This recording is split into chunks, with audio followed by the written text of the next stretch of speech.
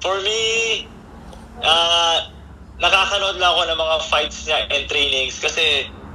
syempre yung family ko malapit din sa family niya and yung papa ko promoter, so sobrang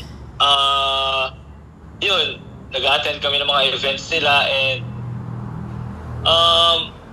wala, siguro it's an honor for me na ng yung family ko to be part of this family, to be an Ilorde, sobrang blessing and yun nga, I get to watch yung training ni Boss kasi Boss Manny namin ngayon yun naglalaro ko for Jensen Warriors, so yun lang, nakakanood ng training, syempre natututo rin from him and lagi niya rin kami kinakausap yung team na yun nga, hindi niya naman narating yung position niya ngayon if hindi siya nag-hard work. So, yun talaga yung